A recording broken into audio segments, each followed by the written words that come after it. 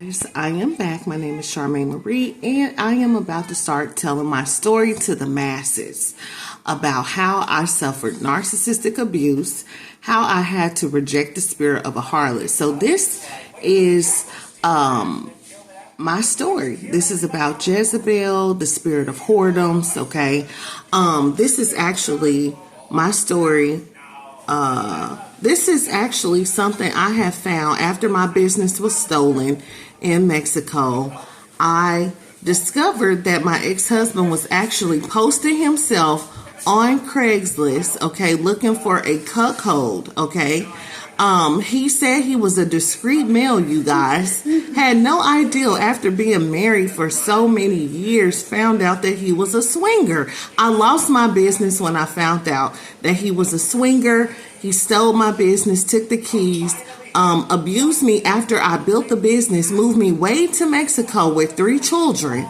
And then he went from selling soul food plates, y'all, to then looking for a cuckold. He had no money to run the business, okay? I threw his passport in the trash. I'm going to talk about this story, okay? This story is going to get out. Be careful who y'all build with, because the spirit of Jezebel, the spirit of whoredoms, you got black men out here. They have whole families and they're looking for cuckolds. They have, they're on all these different websites, you know, they have porn addiction, all of these seducing spirits, okay? People are in relationships, they're married, they're wearing a mask. Moved me way out of the country, and then his mask came completely off, okay? So if you want to hear more of my story, you can go to Author Charmaine Marie. I'm going to start talking about this story, okay? Because people need to be aware. People need to hear this. So yeah, this is something that I found late at night. I'm on the internet. You know, he was always on Craigslist, always looking for his next cheap thrill, okay? And I used to tell him, you're going to end up, you know, you thinking you meeting a woman, you're going to end up meeting a man. So he was actually looking for a cuckold. He was into pegging. He was a swinger. He used to go to the Atlanta trap house. All of this stuff came out after he moved me way out of the country. I built a soul food kitchen and then found out that this man was a whole swinger. Nobody even knew what happened to me, okay, because I just abruptly left, okay? I left. I let him have it. He came home. I packed up everything. I was just gone because I had stayed, you know, and I tried to, you know, y'all, listen, I had prayed for this man and he just didn't want to change. So I had to leave, had to protect myself, my body, my children. He was off into all kind of stuff. So y'all listen to this story.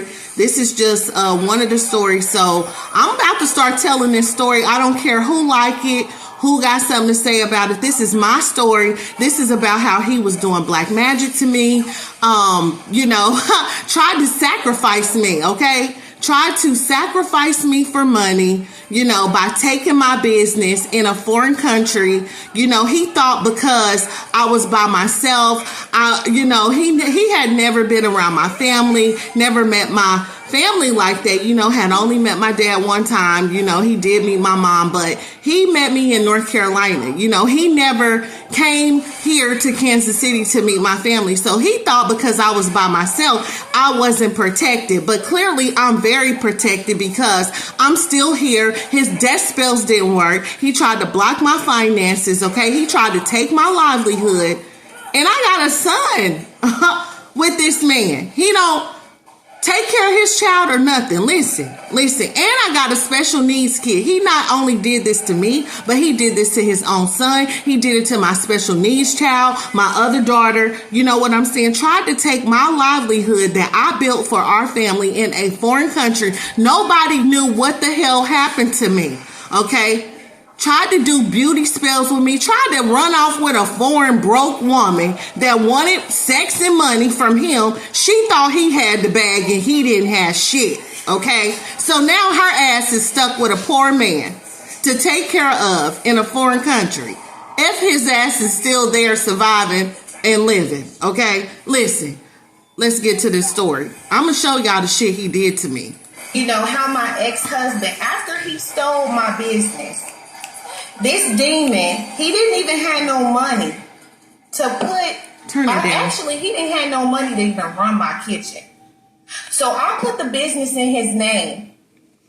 All the permits was in his name. I paid for the visa in his name. Everything was in his name. He was supposed to actually take a job here in Mexico. But when we got here and I started building the business, he didn't want to work. He's like, oh, I can run the kitchen, you know. He wanted to run it because it gave him access to meeting strangers and, you know, to really do what it is that he wanted to do at this kitchen. He had it all planned out, y'all. All planned out. But I'm back and I'm talking about this story because this story is going to be the catalyst that is going to propel me actually to where God is taking me to. But my story can help somebody. So I'm here and I'm talking about these different spirits and things like that. So I'm talking about the whoredom spirit. The whoredom spirit is part of Jezebel's network of evil spirits. And the great sins of Jezebel, you know, include whoredom. And also he was operating as well. A lot of people don't know that he was actually doing spell work on me. He was actually operating in witchcraft. So a lot of people I did not share those things with. But I'm back and I'm talking about how I reject the spirit of Jezebel.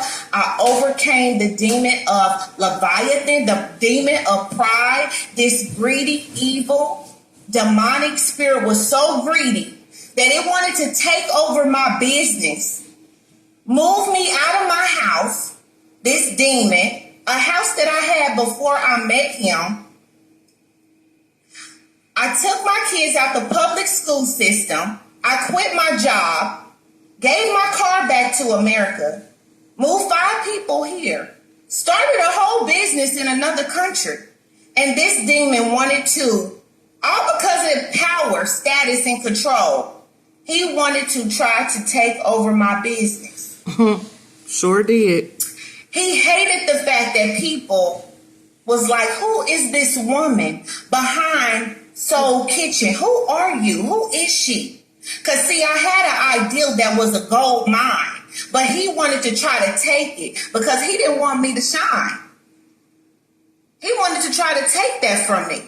God put me in that position that I was in. He gave me the power to be able to move to a foreign country, to even start a business. He's the one that gave me access to all the funds.